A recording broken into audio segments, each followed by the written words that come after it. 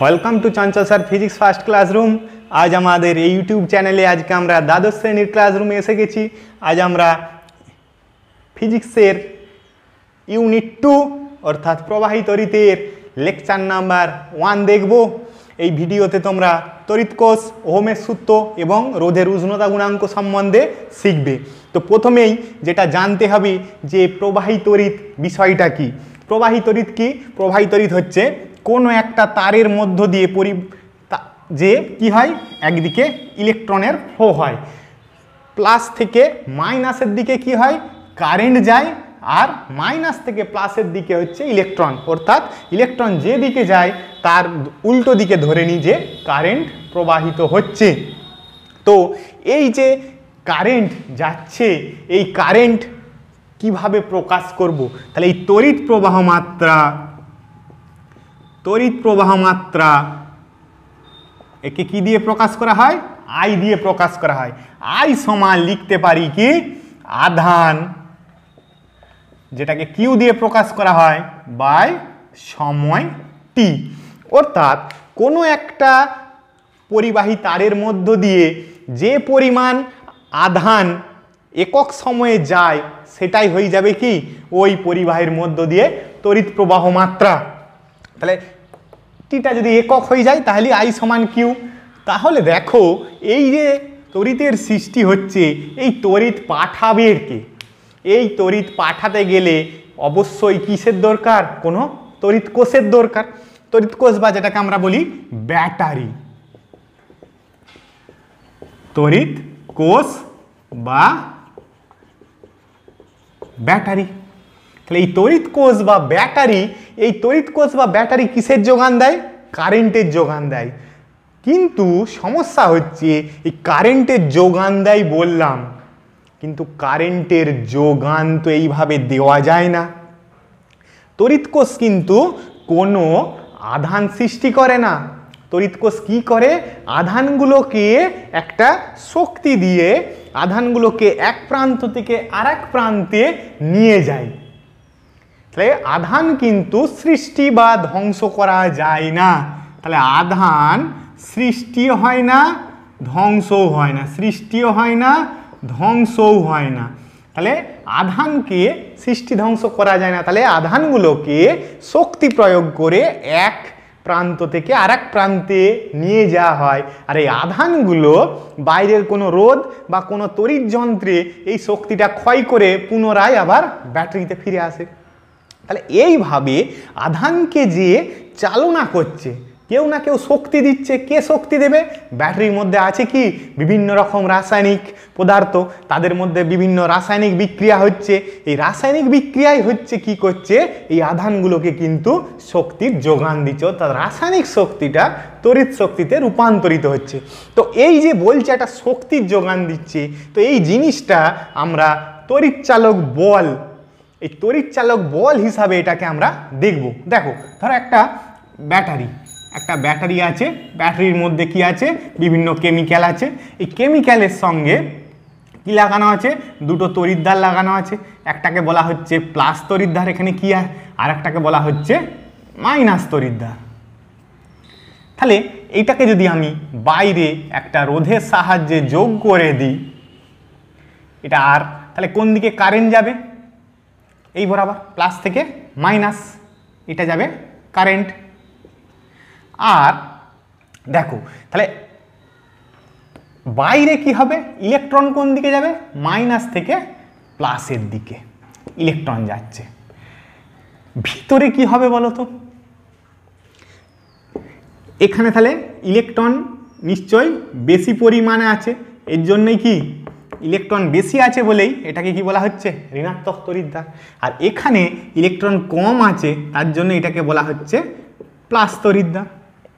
এবার বলো, বাইরে মাইনাস থেকে ইলেকট্রন আসছে, এবার ভিতরে কি হবে? তাহলে কারেন্টটা যদি কমপ্লিট করতে হয় তাহলে ভিতরে কোন দিকে কারেন্ট যেতে হবে বলো তো? এই দিকে কারেন্ট যেতে হবে। এই দিকে কারেন্ট যাওয়া মানে কি হবে? এই দিকে ইলেকট্রন যেতে হবে। তাহলে বর্তনীর বাইরে প্লাস থেকে মাইনাসের দিকে কারেন্ট যায়, উল্টো দিকে ভাবলে মাইনাস থেকে প্লাসের দিকে ইলেকট্রন যায়।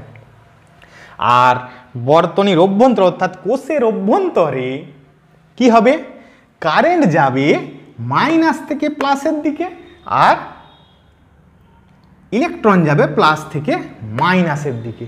তাহলে এইখানে তো একটা মাইনাস আছেই, আবার এখানে ইলেকট্রন ওইদিকে যাবে কিভাবে, তা তো বিকর্ষণ বল কাজ করবে। তাহলে নিশ্চয়ই কেউ এমন আছে যে এই ইলেকট্রনকে শক্তি দিয়ে ওই দিকে ঠেলে পাঠাবে। এখানে দেখো তো এইটা প্লাস এইটা মাইনাস, তাহলে যে তড়িৎ ক্ষেত্র প্রাবল্য তার অভিমুখ কোন দিকে হবে, এফি এই দিকে। তড়িৎ ক্ষেত্র প্রাবল্যের অভিমুখে কি একটা ইলেকট্রন যায়, একটা ইলেকট্রন যায় না, তার বিপরীত দিকে যায়। কেন, তড়িৎ ক্ষেত্র প্রাবল্যের অভিমুখে একটা যদি ধনাত্মক আধানকে রাখি তাহলে সেটা যায়, কিন্তু একটা ইলেকট্রন কখনোই যাবে না।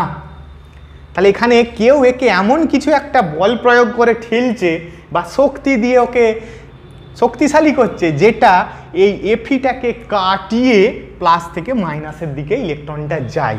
তো এই যে জিনিসটা সেইটা কি করবে, এটা একটা ওকে ব্যাটারির একটা যে ভিতরে যে কেমিক্যাল রিয়াকশান বা রাসায়নিক বিক্রিয়া হচ্ছে সেইটা একটা একে শক্তি দান করবে যাতে করে ইলেকট্রনটা ওই দিকে যেতে পারে। তো ব্যাটারি ফোর্স যেটাকে আমরা বলা হচ্ছে তড়িৎ চালক বল। তাহলে তড়িৎ চালক বল, এই তড়িৎ চালক বল কিন্তু কোনো বল নয়, এইটা হচ্ছে একটা ঐতিহাসিক নাম হয়ে গেছে তড়িৎ চালক বল, কারণ এটা বলের মতো ক্রিয়া করে, বা যার ইংরাজি নাম কি ইএমএফ, ইলেকট্রোমোটিভ ফোর্স, ইএমএফ বা তড়িৎ চালক বল। তাহলে তড়িৎ চালক বল কিন্তু এটা কিন্তু কোনো বল নয়, এটা মনে রাখতে হবে। তাহলে তড়িৎ চালক বল যেহেতু বল নয়, তাহলে এটা কি, এটা এক প্রকার শক্তি। এই শক্তি আসে কোত্থেকে, এই শক্তি আসে এই কোষের অভ্যন্তরে যে রাসায়নিক বিক্রিয়া হয় সে রাসায়নিক বিক্রিয়া থেকে।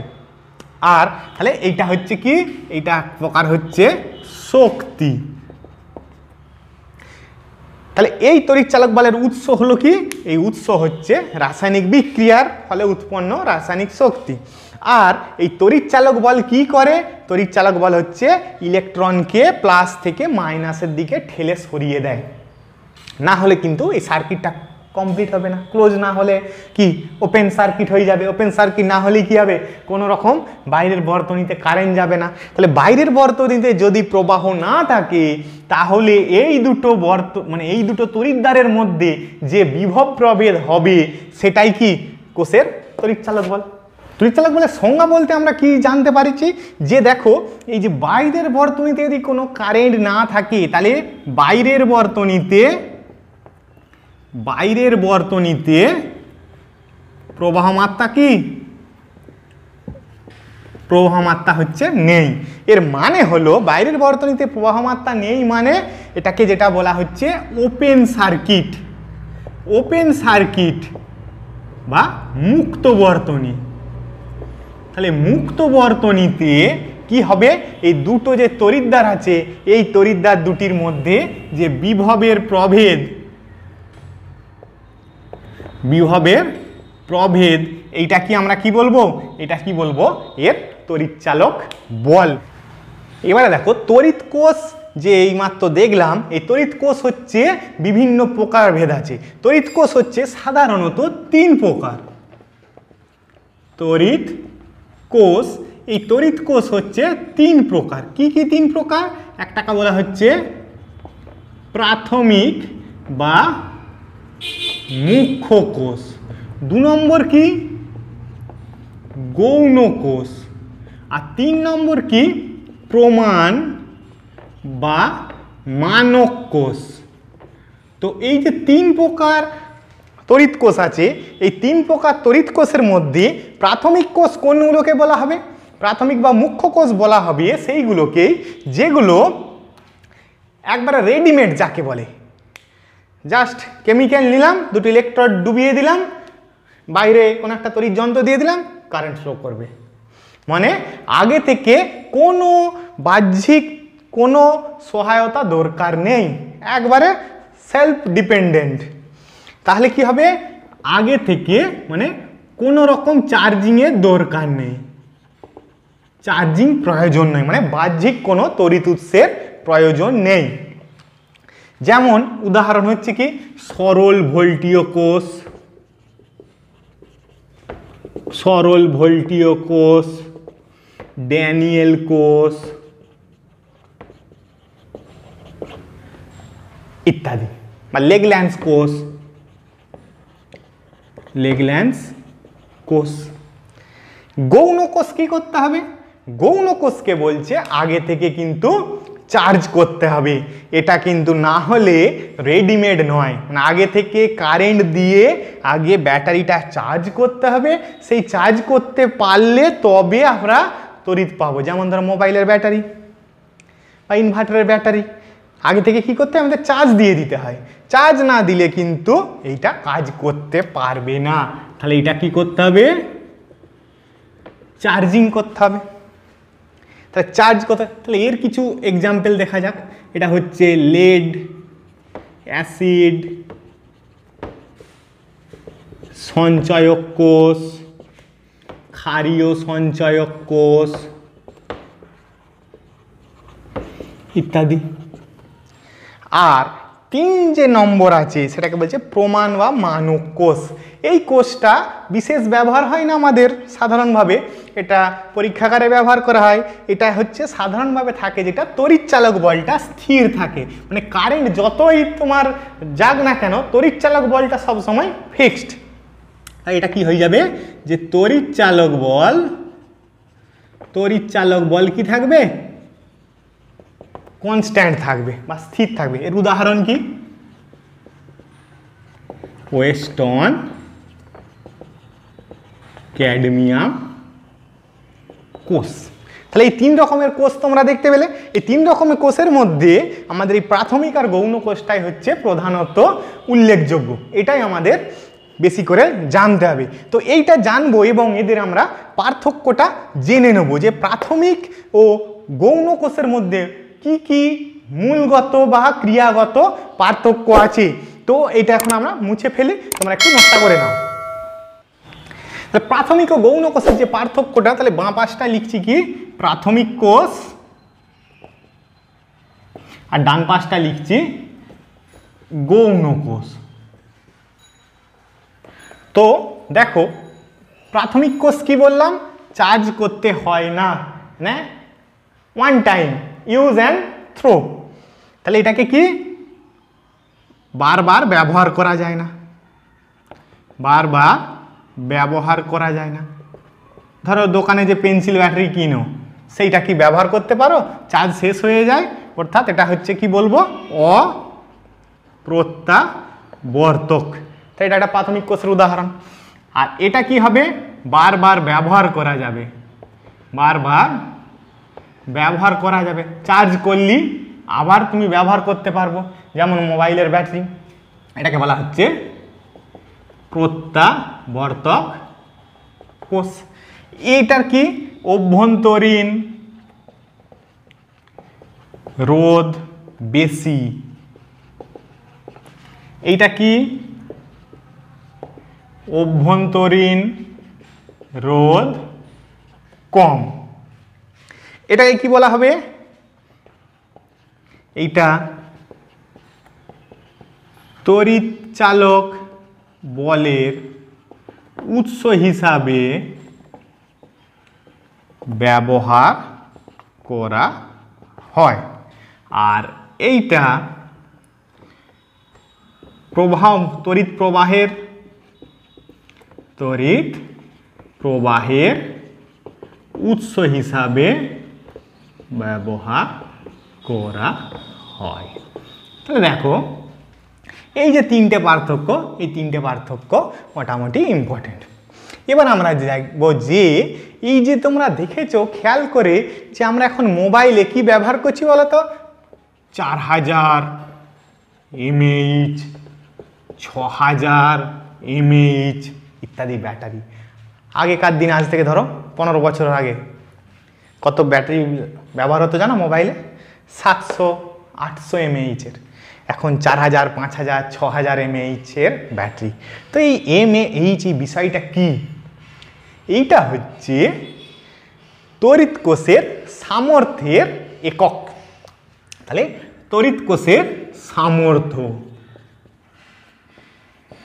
তড়িৎ কোষের সামর্থ্য। তো আমরা যে মোবাইল ব্যবহার করি, প্রত্যেকটা মোবাইলে কি একই রকম মানে একবার চার্জ দিলে একই সময় চলে? কোনো মোবাইল 2 ঘন্টা চলে, একই কাজ করছো। কোনো মোবাইল 2 দিন চলে, আবার কোনো মোবাইল 1 দিন চলে। তাহলে নিশ্চয়ই প্রত্যেকটা মোবাইলের ব্যাটারির সামর্থ্য সমান নয়। তাহলে যার সামর্থ্য বেশি সেটা বেশিক্ষণ ধরে চলবে, অর্থাৎ সে বেশিক্ষণ ধরে প্রবাহ দিতে পারবে। তাহলে একটা তড়িৎ কোষকে যদি তাহলে সম্পূর্ণ আহিত অবস্থায় মানে পুরো যখন চার্জ করে দেব, কোন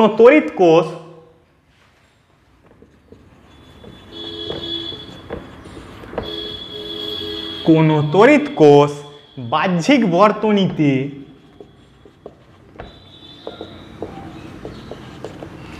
যে পরিমাণ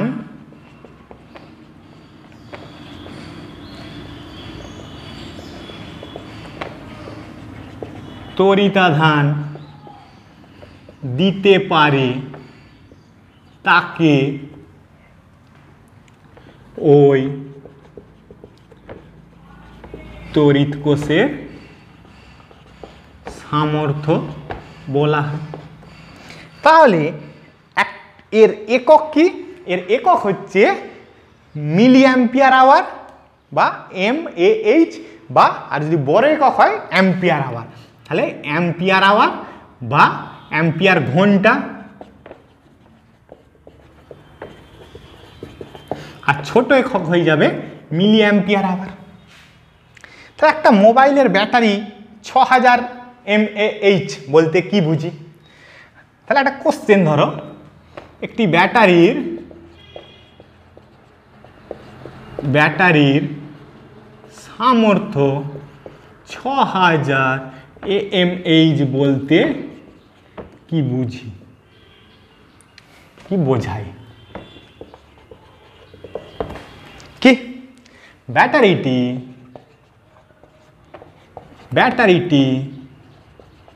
1 ঘন্টা ধরে 6000 মিলি অ্যাম্পিয়ার বা 6 অ্যাম্পিয়ার করে তড়িৎ প্রবাহ মাত্রা দেবে। তা তোমরা ব্যাটারির এই যে mAh এই ফান্ডাটা বুঝলে, তাহলে এই বিষয়টা তোমরা ঠিকঠাক করে নিশ্চয়ই বুঝে গেছো এতক্ষণে। তোমরা নোট করে নাও। আমরা এবার নেক্সট টপিক যাব ওহমের সূত্র।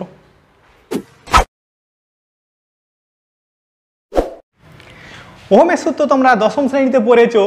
স্যার আবার দশম শ্রেণী তো অনেক দিন আগে গেছে, ঠিক আছে, আবার নতুন করে দেখে নাও যে ওহমের সূত্র কি বলেছে। ওহমের সূত্র হচ্ছে তড়িৎ প্রবাহ, বিভব প্রভেদ এবং তড়িৎ প্রবাহকে যে কোনো পরিবাহী তার কি বাধা দেয় সেই বিষয়ে একটা সূত্র। তাহলে ওহমের সূত্রটা কি বলছে? উষ্ণতা, উপাদান ও অন্যান্য ভৌত অবস্থা অপরিবর্তিত থাকলে কোনো পরিবাহীর মধ্য দিয়ে প্রবাহ মাত্রা ওই পরিবাহীর 2 প্রান্তের বিভব প্রভেদের সমানুপাতিক হয়। তাহলে এটা তোমাদের পুরনো জিনিস, তো এটা আমরা একটু ব্যাখ্যাটা দেখে নেব। কি ব্যাখ্যা? দেখো, ধরে নিচ্ছে একটা পরিবাহী তার, 2 প্রান্ত আছে এ আর বি, এর মধ্য দিয়ে আই তড়িৎ প্রবাহ হচ্ছে। এই এ প্রান্তের ভোল্টেজ ভিএ, বি প্রান্তের ভিবি, অবশ্যই V A greater than VB হতে হবে, না হলে তো এ থেকে বি প্রান্তের দিকে কারেন্ট যাবে না। তাহলে ওহমের সূত্রানুযায়ী কি বলছে যে প্রবাহ মাত্রা এই আইটা সমানুপাতিক হয়ে যাবে কি দুই প্রান্তের বিভব প্রভেদের সমানুপাতিক। তাহলে আই সমানুপাতিক ভিএ মাইনাস ভিবি, বা এটাকে আমরা উল্টো দিকে লিখতে পারি ভিএ মাইনাস ভিবি সমানুপাতিক আই, বা এই ভিএ মাইনাস ভিবি সমানুপাতিককে সমান করতে গেলে কি করতে হয়, একটা ধ্রুবক দিয়ে গুণ করতে হয়, ভেদ ধ্রুবক, যেটাকে বলা হচ্ছে আই আর। তাহলে এই আরটাকে বলা হচ্ছে কি পরিবাহীর রোধ। তাহলে এইটাই হচ্ছে একটা ধ্রুবক। তাহলে রোধ জিনিসটা কি, রোধ হচ্ছে বাধা। এবার দেখো বা ভিএ মাইনাস ভিবিটাকে যদি আমি ভি সমান তাহলে ভি লিখি, তাহলে ভি সমান লিখা গেল আই আর। এটাই হচ্ছে কি ওহমের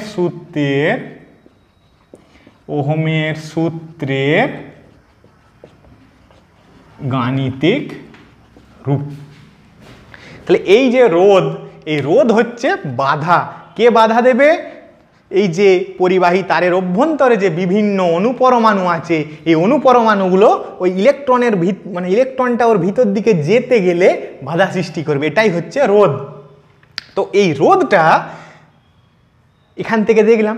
তো এই রোধ দেখো, এই রোধের যদি আমি সংজ্ঞা দিতে যাই ওহমের সূত্র থেকে, তাহলে আর সমান কি লিখতে পারি ভি বাই আই।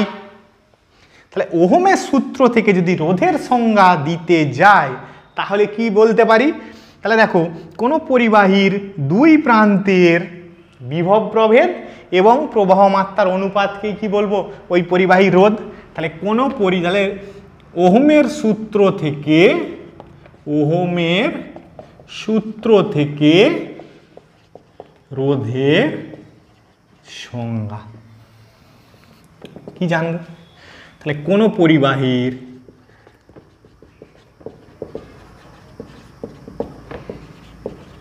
দুই প্রান্তের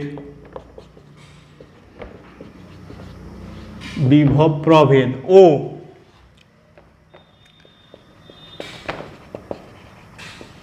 পরিবাহীর মধ্য দিয়ে প্রবাহ মাত্রার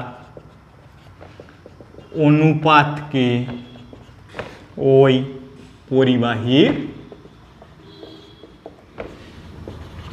রোধ বলা হয়। তাহলে আর সমান ভি বাই আই। তাহলে এই ওহমের সূত্র যে দেখলাম, রোধের ধারণাটা পেলাম, এই রোধের একক কি, এর একক হচ্ছে বিজ্ঞানী ওহমের নাম অনুযায়ী ওহম, ইংরাজিতে এই চিহ্নটা কি, চিহ্নটা হচ্ছে এইটা। তাহলে আরটাকে বলছি রোধ অর্থাৎ বাধা। তাহলে এর যদি অনন্যক করি তাহলে 1/r, এই রাশিটাকে কি বলবো পরিবাহিতা। তাহলে আর যদি রোধ হয় 1/r কি হবে পরিবাহিতা, মানে রোধটাকে যদি অনন্যক করে দিই তাহলে সে কি করবে, যার যত 1/rটা অর্থাৎ পরিবাহিতা বেশি হবে সে তত বেশি কি হবে ইলেকট্রন অর্থাৎ কারেন্ট বেশি তাড়াতাড়ি ফ্লো করতে পারবে। এই পরিবাহিতার একক হয়ে যাবে দেখো পুরো উল্টো, যেহেতু মো MHO, এইটাকে পুরো এপাশ থেকে এইদিকে। আর মজার জিনিস দেখো, এটা হচ্ছে এর চিহ্নটা কেমন হবে, এর চিহ্নটা হবে ঠিক ওহমের উল্টে, উল্টে দিচ্ছি। তাহলে এই জিনিসটাকে বলা হচ্ছে পরিবাহিতা। মো এর আর একটা নাম আছে, এর একক সিমেন্স,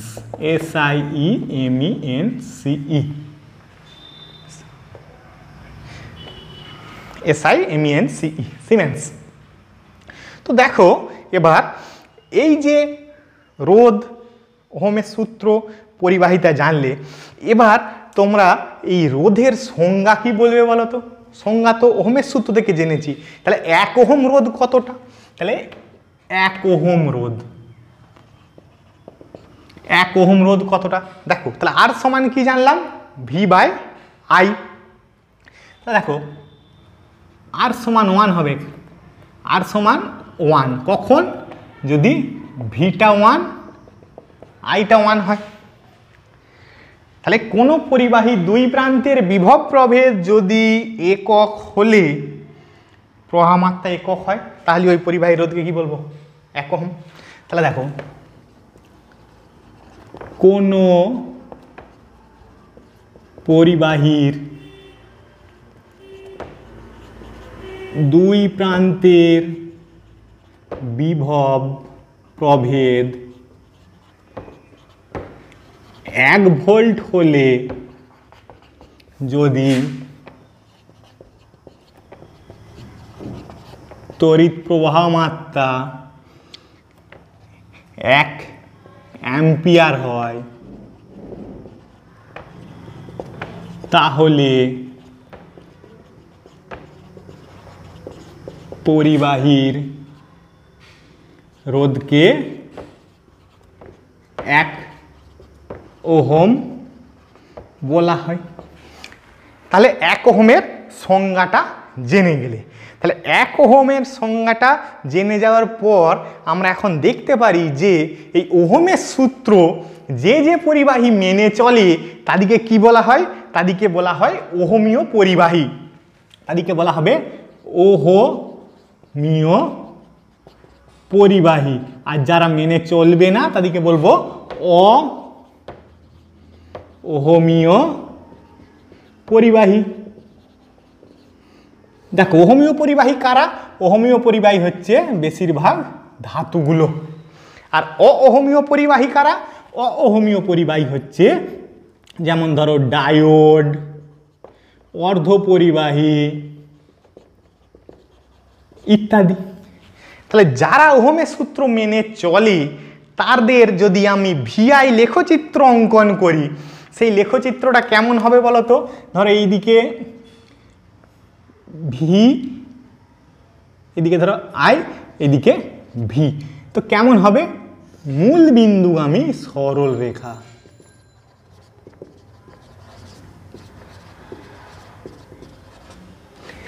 আর অওহমীয় পরিবাহীগুলো কিন্তু সরল রৈখিক হবে না।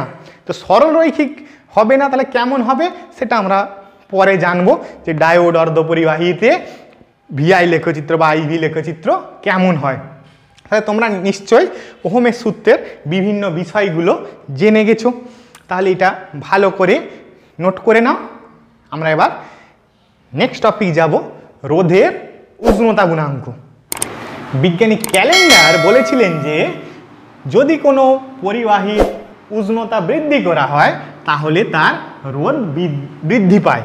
তাহলে রোধ বৃদ্ধি পায়, কিভাবে বৃদ্ধি পায় সেটা উনি দেখিয়েছিলেন। ধরো 0 ডিগ্রি সি উষ্ণতায় কোনো পরিবাহীর রোধ হচ্ছে R0, আর যে কোনো একটা উষ্ণতা টি ডিগ্রি সি ধরো সেখানে হচ্ছে RT। তাহলে উনি বলেছিলেন যে RT সমান হয়ে যাবে R0 into 1 plus alpha t plus beta t square plus gamma t cube plus dot dot dot dot.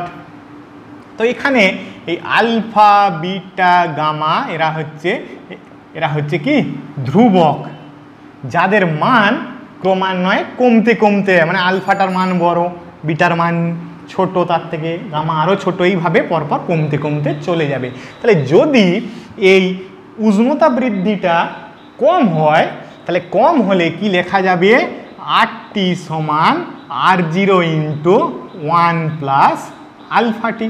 তাহলে বা আলফা সমান লেখা যাবে যে RT minus R0 by R0 টি। এই আলফাটাকে বলা হচ্ছে রোধের উষ্ণতা গুণাঙ্ক। তাহলে এই আলফাটা হচ্ছে রোধের উষ্ণতা। এটা কিন্তু পুরোপুরি দেখো সেই যে দৈর্ঘ্য প্রসারণ গুণাঙ্কের আলফাটা দেখেছিলে সে একই রকমের। তাহলে এই আলফার যদি সংজ্ঞা দেখতে চাই, এই সংজ্ঞা কি লিখতে পারি, যে 0 ডিগ্রি সি এর কোনো পরিবাহীর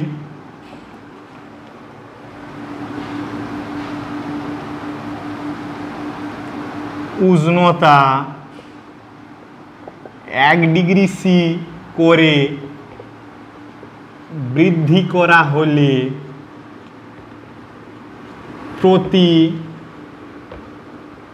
একক রোধে যে রোধ বৃদ্ধি পায় তাকে ওই পরিবাহীর রোধের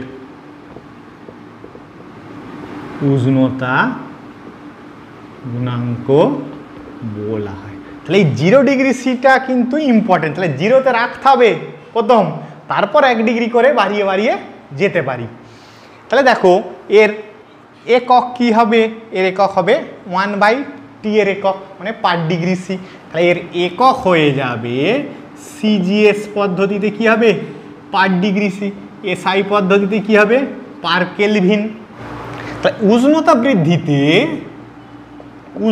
বৃদ্ধিতে যদি রোধ বৃদ্ধি পায় তাহলে আলফাকে কি বলবো ধনাত্মক, আর উষ্ণতা বৃদ্ধিতে যদি রোধ কমে যায় তাহলে আলফাকে কি বলবো ঋণাত্মক। তাহলে এই দুটো বিষয় দেখো, তাহলে এই দুটো বিষয় আলফা ধনাত্মক কখন হবে যে কোনো ধাতব জিনিসে, আর আলফাটা ঋণাত্মক কখন হবে যখন ওই অর্ধপরিমাণে অহমীয় পরিবাহীগুলোর উষ্ণতা বাড়লে কিন্তু রোধ কমে যায়।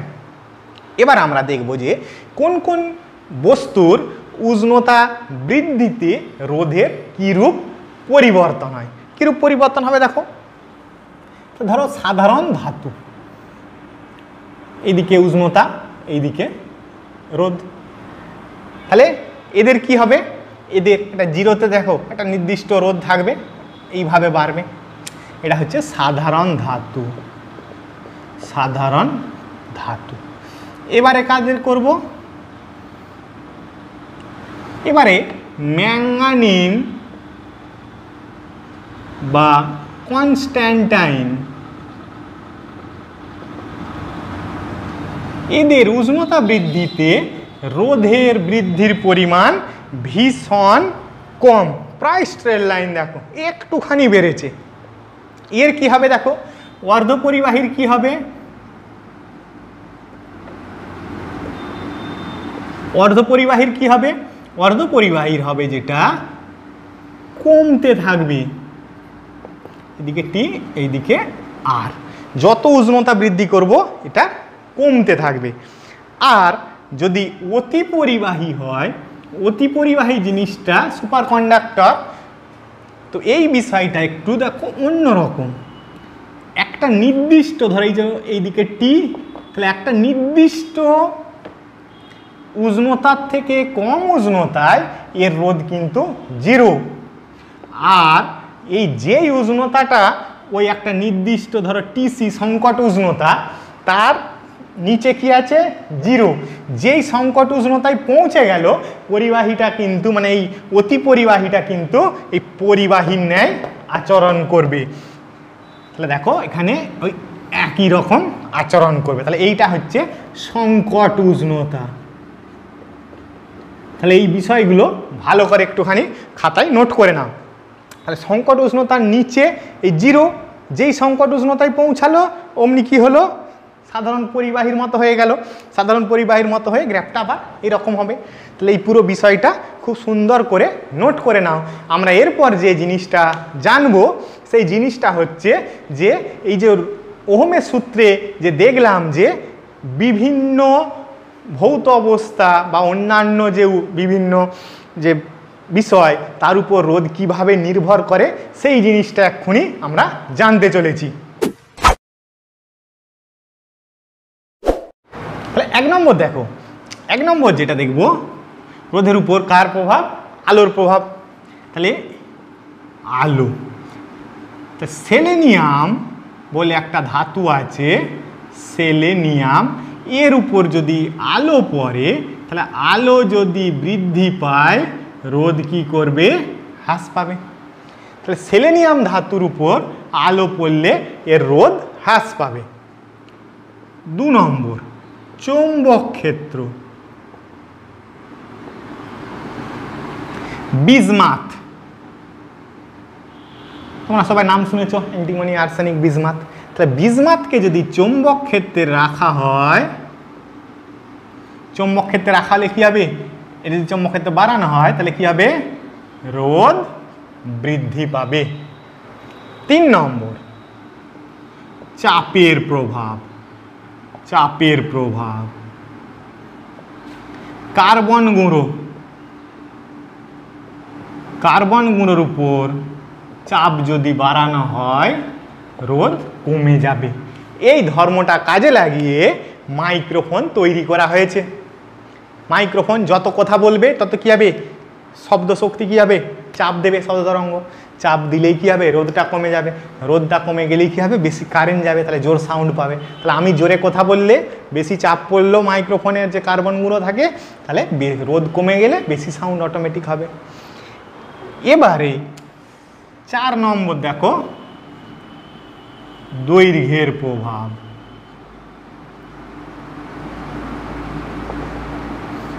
দৈর্ঘ্যের কি প্রভাব, দেখো একটা তোমাকে রাস্তায় যাচ্ছ, যদি ছোট রাস্তা হয় মানে শর্ট ডিস্টেন্স হয় তাহলে তোমাকে কম যানজট এড়িয়ে যেতে পারবে। আর যদি অনেক লম্বা রাস্তা হয়, অনেক যানজট এড়োতে হবে, তাহলে দৈর্ঘ্যের সঙ্গে নিশ্চয় রোধটা সমানুপাতিক। সমানুপাতিক হচ্ছে দৈর্ঘ্য, তাহলে রোধ আর সমানুপাতিক এল। তবে একটা শর্ত, যদি প্রস্থচ্ছেদটা মানে এই চৌড়া রাস্তার যে চৌড়া, এই প্রস্থচ্ছেদটা যদি অপরিবর্তিত থাকে,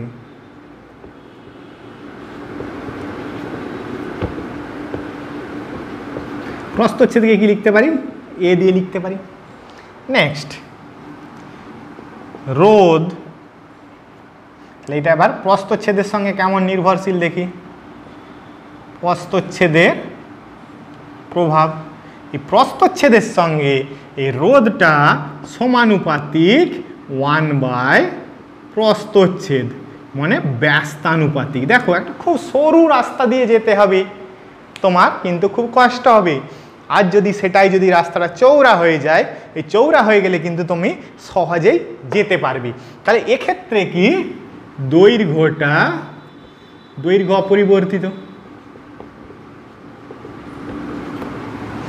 তাহলে এই দুটোকে যদি আমি একত্রিত করি যৌগিক ভেদের সূত্রানুযায়ী, এই দুটোই যদি একই সঙ্গে পরিবর্তিত হয় তাহলে যৌগিক ভেদের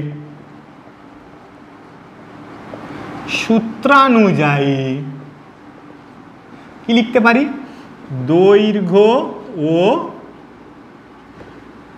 প্রস্থচ্ছেদের ক্ষেত্রফল একসাথে পরিবর্তিত হলে রোধ আর সমানুপাতিক কি লিখব, L/A।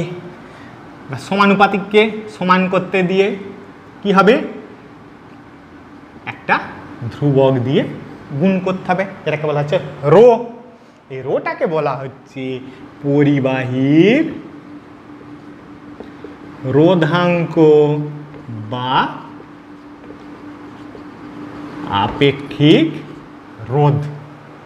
এই যে পরিবাহী রোধাঙ্ক বা আপেক্ষিক রোধ, এটা কিন্তু উপাদানের একটা মূল একটা ধর্ম, মৌলিক ধর্ম। একটা পরিবাহী এত বড় হোক, এইটুকু হোক, যদি সেটা একই উপাদান দিয়ে তৈরি হয় তাহলে তাদের রোধ কমাবাড়া করবে, কিন্তু এই রোধাঙ্ক কিন্তু সেম থাকবে। টেনে লম্বা করো, কেটে টুকরো টুকরো করে দাও, রোধ কিন্তু প্রত্যেক সময় রোধাঙ্ক সেম থাকবে, রোধ পরিবর্তন হয়ে যাবে। তাই রোধাঙ্ক কিন্তু একটা পদার্থের একটা মৌলিক ধর্ম। তো এই মৌলিক ধর্ম, এই বিষয়টা দেখো, এর যদি এখন সংজ্ঞা দিতে যাই সেটা কি হবে দেখো, তাহলে আর সমান পেয়ে গেলাম রো ইন্টু L/A। এবার দেখো এই এল যদি 1 হয়, এ যদি 1 হয়, তাহলে কি লিখতে পারি? আর সমান রো। তাহলে এমন একটা পরিবাহী নেব যদি দৈর্ঘ্যটা একক হয়, প্রস্থচ্ছেদটা একক হয়, তাহলে পরিবাহীর দুই প্রান্তের যে রোধ সেটাই ওর রোধাঙ্ক। তাহলে একক দৈর্ঘ্য ও একক প্রস্থচ্ছেদ যুক্ত কোনো